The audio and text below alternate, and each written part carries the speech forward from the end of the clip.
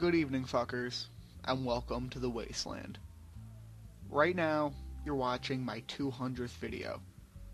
I've been running this channel for a little more than a year and had another account a year before that. On the other account, I had 186 videos, so in total, over my YouTube career, I've posted 387 videos. After all that, though, I'm still only around 750 subscribers. You may think to yourself, why even bother? Why would you post over 300 videos for such a small audience? The answer really is because I have a passion for what I do. I have a passion for Call of Duty Zombies. It's not just an interest, it's an honest-to-God passion for the game. Some people may find that stupid to have a passion for a video game, but really, how is it any different from having a passion for your favorite song, your favorite movie, or your favorite book? Usually with those things, it's not just the song or the movie, it's the people, the places, and the memories connected to them. For me, COD Zombies has all those things attached to them, and that's why I keep doing what I'm doing. Because I love it. And I don't care if a million people see it or if one person sees it. For my 200th video, I'm going to tell you about the people, the places, and the memories that connect me to zombies. When I was growing up, I was a bit different than the other kids around me. While most 8-year-old boys were into Spider-Man and Transformers, I was into Texas Chainsaw Massacre and The Exorcist. Like I said, I was different. I was extremely into horror movies, and I still am.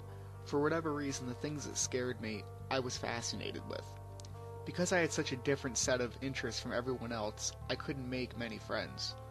The more outcasted I became, the more time I spent alone, and the more time I spent alone, the more time I was building my love and knowledge of horror-based video games, books, and movies. By middle school, I'd kinda learned to keep my mouth shut and keep my interests to myself. I didn't really talk to anyone because I knew no one cared to hear what I had to say.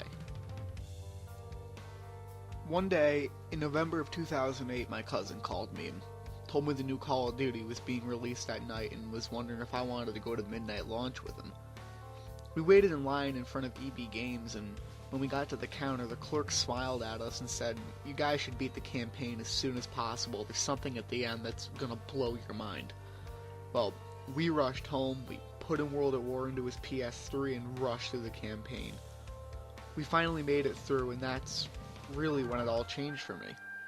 The heavy breathing, the shadowy figures running towards us, and those two glorious words, Nazi zombies. We spawned in it, all just connected with me. The evil laugh, the fog, the old school horror movie references, it just clicked. My cousin and I sat on his couch playing Nocturne Totem for at least a day straight. When I went to school the next day, I was sitting in study hall reading Gerald's Game by Stephen King, like a normal 6th grader, and I overheard some kids talking. "Hey, did you hear about the ray gun, dude? That thing is really sick."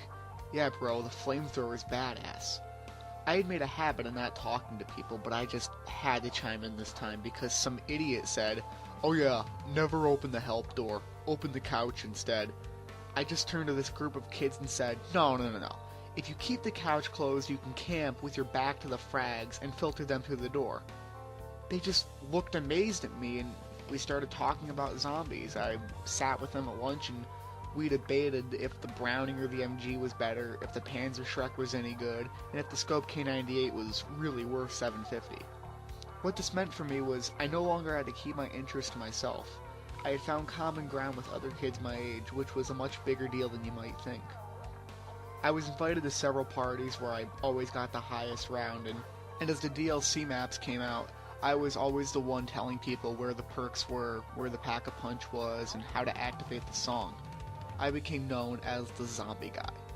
During Black Ops, my house became the place for DLC sleepovers. We'd get up at 5 a.m. to see what was new, and I just have such good memories of this period specifically. Aside from what it did for me personally, I just loved the game itself. The Easter egg challenged me, and just the overall tone was badass. And that, ladies and gentlemen, is why I do what I do. I want to be the zombie guy for all of you.